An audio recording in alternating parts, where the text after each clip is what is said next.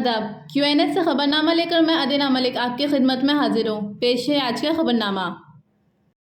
CA foundation का course कर रहे 19 वर्षीय एक लड़के ने रविवार को नागपुर में अपने घर पर पंखे से लटककर कथित तौर पर सुसाइड कर लिया।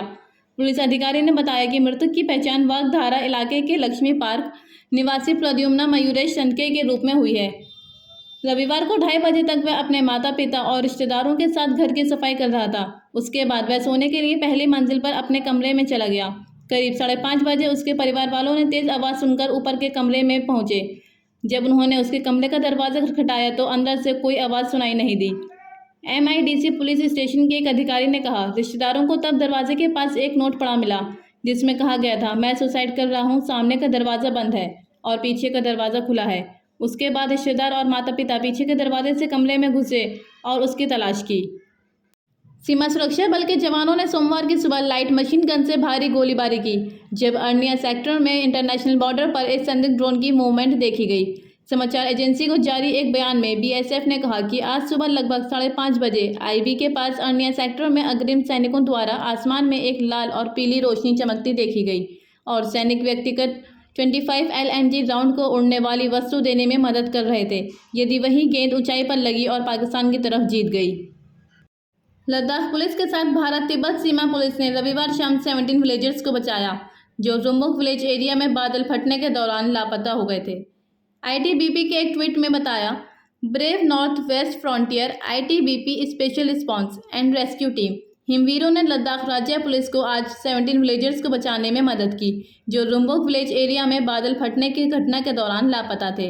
इससे पहले आज सीमा पुलिस ने बताया कि लद्दाख के जंस्कर रिवर के किनारे रुम्बुक विलेज से ITBP और राज्य आपदा प्रतिक्रिया बल की टीमों द्वारा 14 लोगों को बचाया गया था, जो एक ग्लेशियर लेक के फटने के कारण अचानक बाढ़ की चपेट में आ गया था।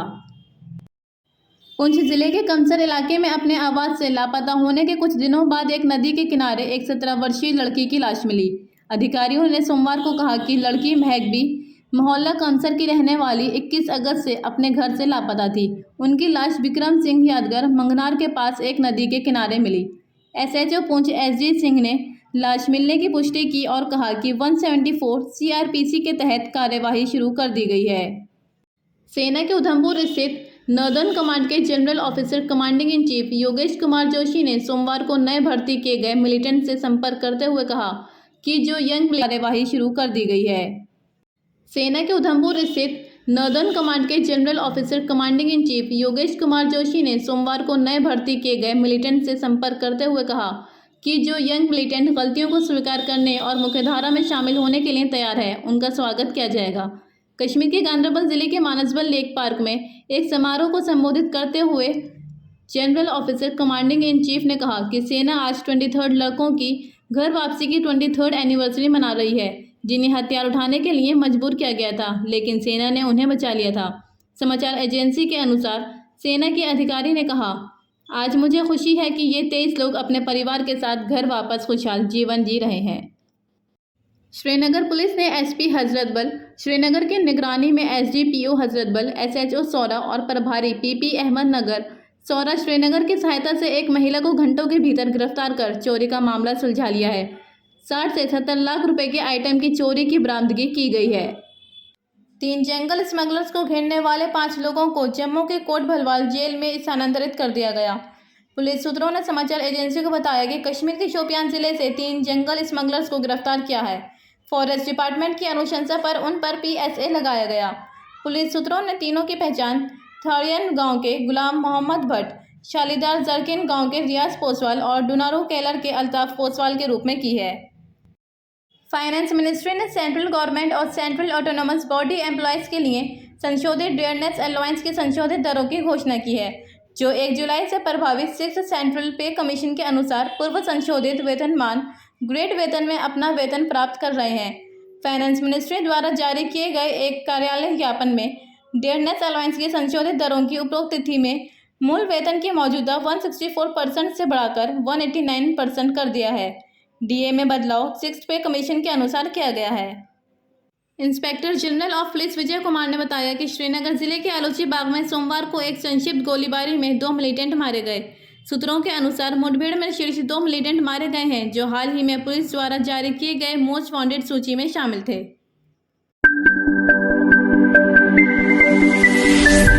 इस ग्रुप को काफी दिनों से फॉलो कर रहा था।